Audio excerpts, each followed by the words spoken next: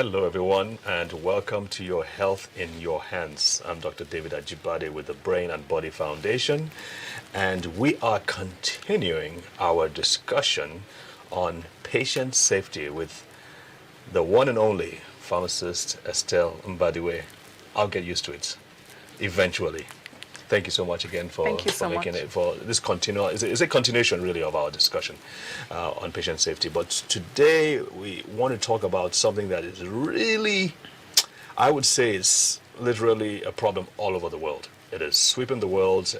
It's a problem in poor countries, developing countries, developed countries, and that is antimicrobial resistance, which primarily, shall we say, is as a result of antimicrobial or antibiotic abuse or overuse. Which one would you say is a problem with abuse or overuse? Abuse, overuse, misuse, underuse. Misuse and underuse, thank you. As well. So we're going to elaborate on that a little bit more. Because patient safety, and as we were talking about this before we went on air, patient safety, one of the aspects of patient safety is that the drugs have to work. You need to ensure that you prescribe the right dose for the right duration, and it should stop when it stops. In other words, and it should be tailored to the patient. To the patient. But once you start deviating from that, once you just start catering to patients' requests, like I know mothers, if a child has throat infection or ear infection, it doesn't matter whether it's a virus or a bacteria or something else, the mother wants you to give them an antibiotic. And many times an antibiotic may not serve that condition well because it could be a viral infection. And of course, antibiotics cannot treat viral infections. Everybody knows that, but still, they still tend to want to give antibiotics because that's what everybody else does. Yeah. So I think it's going to be an interesting topic, but how do you want us to go from here? Let me throw the ball back into your courts. Right. So it's how do we go from this? You already said something that is a problem globally. Yes. Definitely. So it's seen as a global health security threat. It's among security. Yes, global health security. So that's serious. Yes, it's very serious. It's extremely serious, and it's what the WHO is saying is that this issue, antimicrobial resistance, it's going to lead to an end to modern medicine as we know it. So an end to modern medicine. Please, are they not being over melodramatic about No, they're this? not. They're not. So what that means, when we talk about modern medicine, we take antibiotics for granted as an option for treatment. Someone is having surgery, they give to them before surgery or after surgery. C-sections, when a woman delivers, chemotherapy, so many instances that we just said, okay, they need an antibiotic, give it to them. So the reason why the WHO is saying it's a potential end to modern medicine as we know it is because the drugs are not working. So those drugs you normally give to the patient to treat an infection, they're not working. And this is antibiotics, like you mentioned, but also antimalarials as well. Okay. Drugs for HIV, etc. So it's a bigger term of antimicrobial resistance. And so what this means is that according to a paper done by the UK government, they found that approximately 10 million people annually would die due to antimicrobial resistance. 10 million deaths annually, yes. Are you sure about that? That's what the research shows. I mean, the UK is not that. How many people in the UK having No, the UK was commissioned to do a global study. Yes, so it was to do a global study. So globally, 10 million deaths annually. Okay, so how does that work? Is it that the patient is having an infection and they give antibiotics and it didn't work, and so the patient ends up dying from that? Yeah. So when they say 10 million deaths annually, this is the projection by 2050. Okay. By 2050. And so with that number, just to put it in context, cancer is about 8.2 million deaths. So this is going to be more than cancer. Wow. It's approximately about someone dying every 3 seconds. Wow. From this, if we don't act right. From the failure of treatment using antibiotics. Yes. So it has multiple reasons. There are multiple things that cause this. Okay. So according to WHO, this starts from people over-prescribing of antibiotics. You said something about mothers sometimes expecting antibiotics for even if it's a cold. So there's an expectation that an antibiotic is given. And then there's also the issue of poor hand hygiene and poor sanitation. There's an issue that a lot of antibiotics is used also in farming.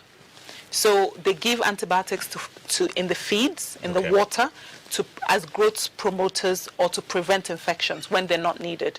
Right? So the other challenge with this is that the drug companies, the pharmaceutical companies, are not making new. The last time a new antibiotics was in the system was about 1987, when a brand new antibiotics came into the system. So the pharmaceutical companies are not also producing new antibiotics. Because for them, if you think about it, they spend billions, millions of dollars, right, on research and development, just for the drug to be in the market, and then it becomes resistant, sometimes within a year. So they've lost all that money because their drug is no longer working. So this is the big challenge. So they're saying that they're not going to make the new drugs. So they're also advising us to preserve the ones we have, to preserve the antibiotics we have. So that's saying, the challenge. some of this third generation cephalosporins, fourth generation, are you saying that the last time any of those things was created was 1987? When a new antibiotics came into the market. I found this out recently. I was actually really shocked. Oh, wow. So, like you mentioned something, the third generation. So what happens a lot of the times, we really recommend that people test before they treat.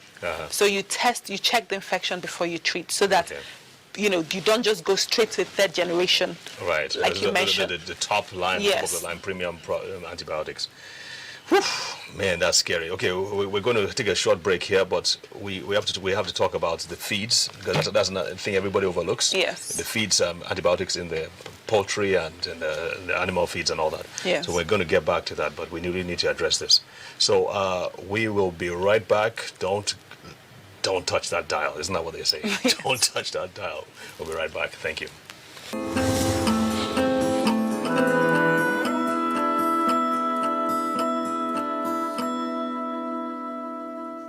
Okay, we are back, and welcome to Your Health in Your Hands. We are talking about antimicrobial resistance, which is a subsegment of patient safety. And I was just talking to Dr.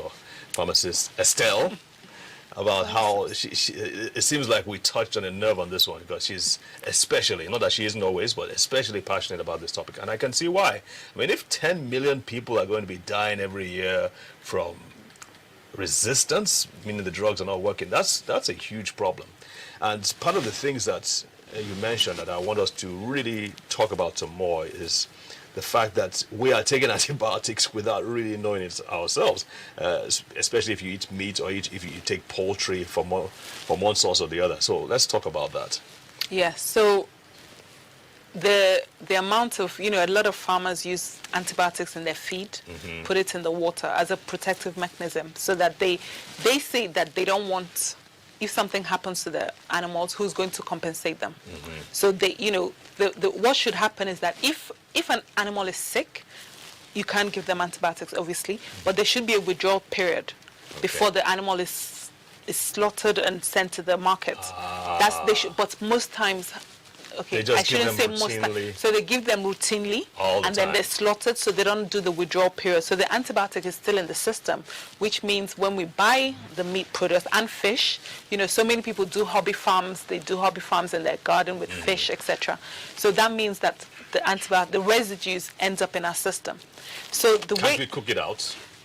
If I asked the same question the first, because this is something that I'm also learning about, how big the impact is. And I remember the first time I had the opportunity to ask someone in the agri sector, and they said, regardless of how much you cook this, with a pressure cooker for 48 hours, the residues are still going to be there. So there'll still be antibiotics no matter what? The residues, yes. So they'll still end up in our system. So this issue is classed as a One Health issue. So it's the human health. So obviously we take antibiotics, the animal health, and also the environmental impact. So it's classed as One Health for that reason. One Health. One Health. So it means that obviously the human beings, in human health, antibiotics are used, and the challenges there is also used in farming and also in the environment, because the waste produced from the animals ends up in the soil, in the water system, and so those residues also come back into our food chain. I see. Yes. I see. So and we drink the water, etc. But wait a minute, Nigeria, we're big on natural farming, right? I mean, we don't do too much of the antibiotics and the other stuff. I mean, we're more natural than, let's say, in the US. Do we really put that much antibiotics in our food compared to, what was the percentage in the US, for instance? The last data I heard, approximately about 80%, but I don't know if that's the current data as of today. 80% of what? Antibiotics used in All in antibiotics used in farming. in farming. Yes, that's the data I had the last time, but I don't know. Okay, let me get this right. Let me get this right. 80% of all antibiotics used in the US is used for farming. That's the information I heard. So 20% or less is used as treatments for human beings. Yes, I'm not sure how the 20% is broken up, but they Okay. said approximately 80% of antibiotics used is in farming. So the reality is that I don't know what that current, that data, I'm not sure exactly what year that data was from, but we need to do more in terms of quantifying this issue, because this is one of the things we need to do, quantify what the issue is, the data for Nigeria is, and how what our percentages are. So to address this, the Ministry of Health, made, following a meeting at the United Nations General Assembly, made the Nigeria Center for Disease Control the Secretariat for Antimicrobial Resistance, which meant that it gave it the mandate to develop a national action plan. Okay. Following a call to action from the WHO. Fantastic. So Nigeria has a national action plan on antimicrobial resistance, which is a plan from 2017 to 2022, which my organization, we also worked with the NCDC and One Health stakeholders to develop this plan. So the plan has five elements. The first is to raise awareness. So we're trying to raise awareness for both the public and also for the healthcare professionals.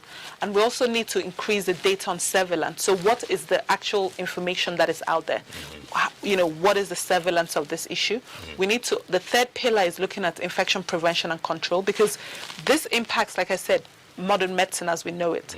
And then the fourth is on rational use and antimicrobial stewardship. So this is looking at the access, because in Nigeria, obviously, you can go to any pharmacy and buy any antibiotic that you need. Right. So that's a big challenge, and that's something that needs to be. You can go to any pharmacy, any chemist, and buy. Any chemist, the hawkers, the drug hawkers on the buses and the open markets. So there's so many points where antibiotics come in. Right. And then finally is looking at research and development. So we need to quantify what is happening in Nigeria and how we can address this issue in Nigeria. And you bring up an interesting part. By the way, the NCDC DG, Dr.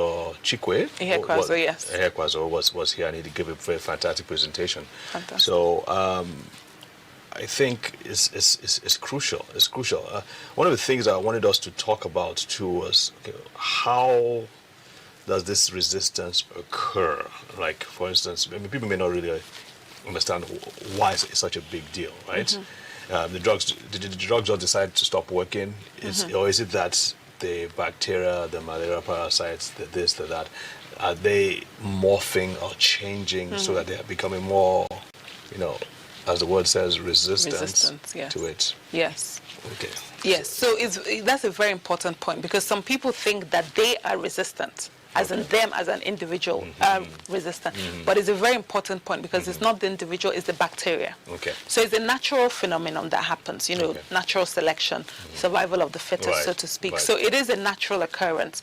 But with the fact that we abuse antibiotics, a lot of people take antibiotics, they don't finish. The doctor says take it for 5 days.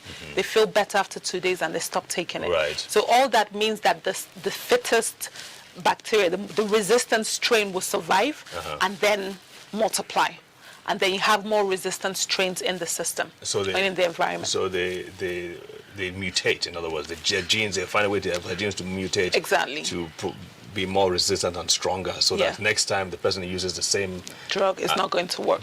It's not going to work as well. Exactly. Okay. How about when it comes to the fake drugs? Does that affect them as well? Fantastic question. Okay. So that's very important, because Nigeria has an issue with excess use, because we can access it from any point. But there's also an issue with poor access. So a lot of people cannot afford this treatment, so they don't even use it properly because they can't afford it. Then the fake drugs and the counterfeit medication also adds another element to the issue, because if you're using a fake drug or substandard, so a drug that has just a percentage of the active ingredient, then is also going to also compound and worsen the resistance issue. So that's a very, very important issue that we need to do more to address in Nigeria. So drugs can develop resistance to fake drugs, but the bacteria. Bacteria can develop. I think we need to talk about that a little bit more. Yeah. Okay, so we have to take a break here. We will be right back. Stay tuned.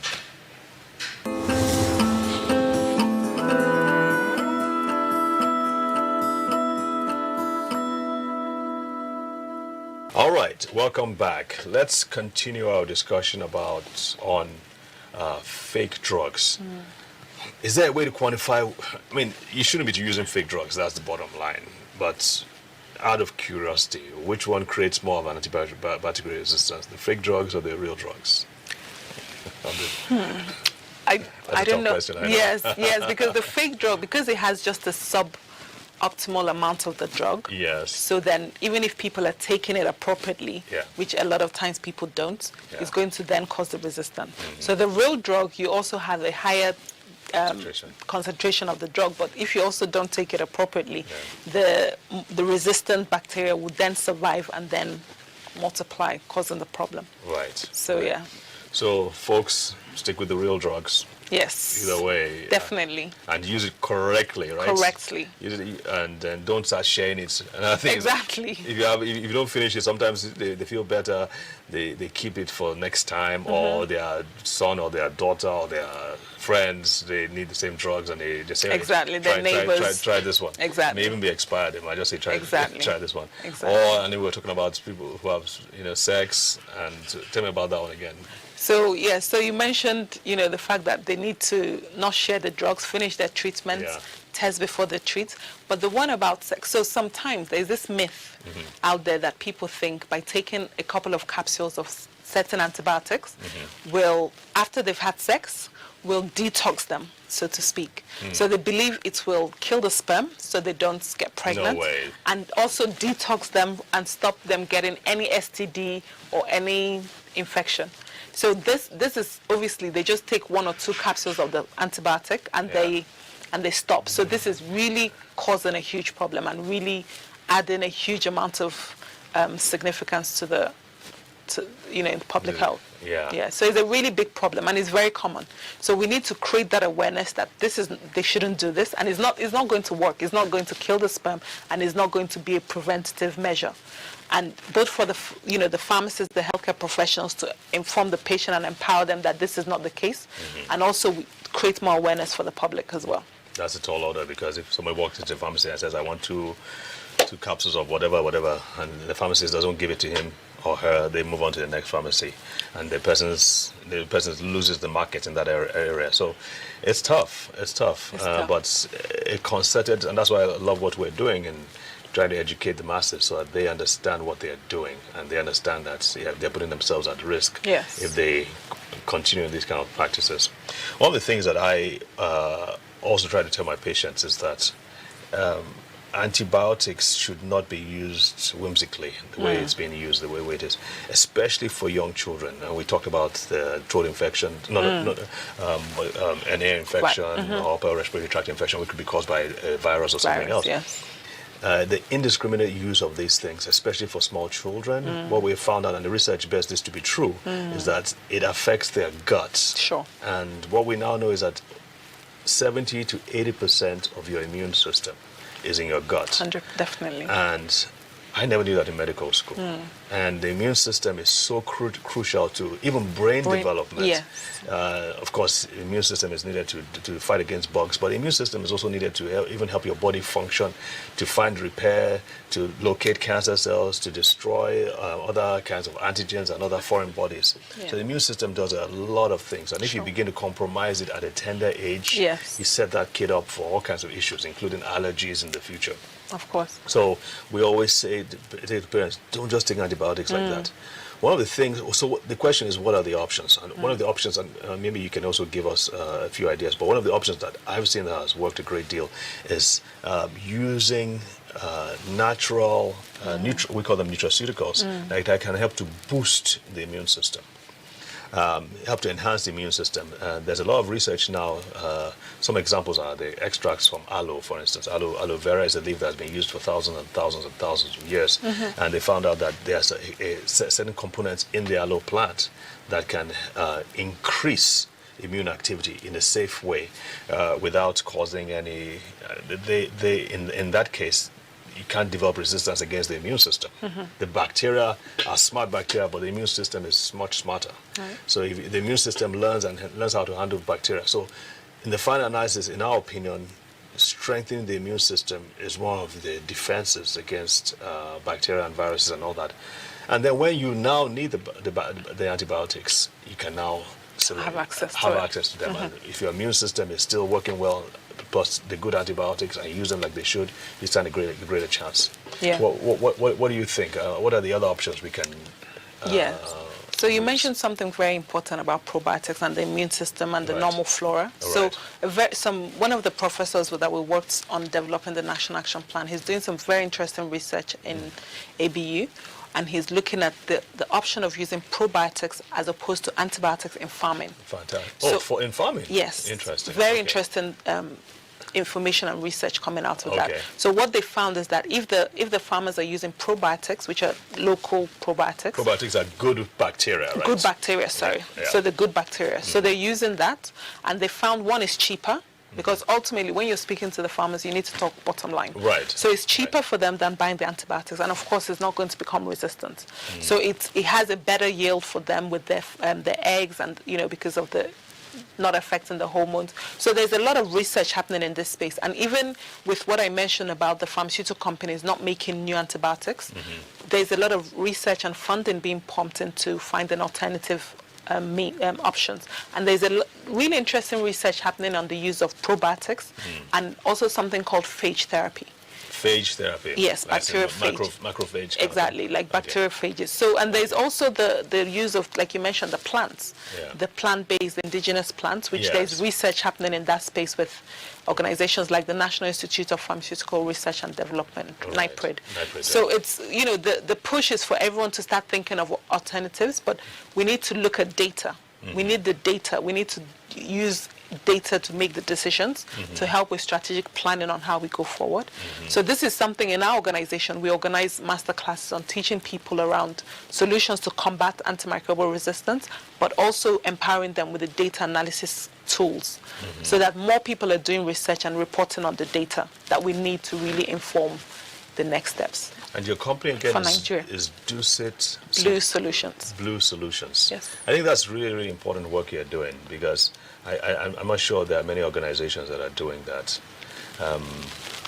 So big kudos to you. One of the things that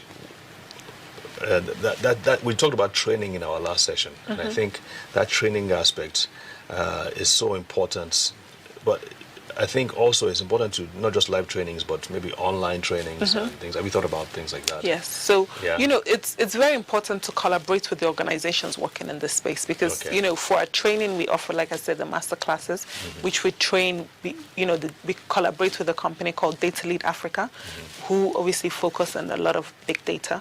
So it's really important. Data Lead Africa. Yes. So we collaborate with organizations, and we're very open to do more of that, to really get the people, both the healthcare professionals and the public, to empower them with the knowledge and tools that they can use to address some of these issues. So, Fantastic. yes, this is something that has to be ongoing, again, built into the system in terms of systems thinking, systems learning, creating learning environments in this organization, so that they constantly working on best practice. Fantastic. Yes, Fantastic. in order to have any chance of addressing this. And I must add, again, the multidisciplinary team working is key. It must be a multidisciplinary team approach, so that you understand that the data and the decision is being used, across the different healthcare professionals. I totally agree. So it comes down to data and collaboration. Yes. Man, hope we can get this out. That was intense. There's hope. There's hope. We just all have to do something. We all have to do something. Yes. And that lies in your hands too, folks. Yes. Wherever you are. These are things that you need to bring up with your healthcare providers, with your senators, your state reps. This is something that we all need to work together to ensure that we safeguard the future of our children and grandchildren, Yes. especially when it comes to antimicrobial resistance. So I hope you've learned something today. Pharmacist Estelle, thank you so much again. Thank you very much. I hope we can have you back. Yes. Okay. Thank you. So stay tuned, folks. Join us next week for your health for another interesting topic on your health in your hands. Again, I'm Dr. David Ajibade with the Brain and Body Foundation. God bless.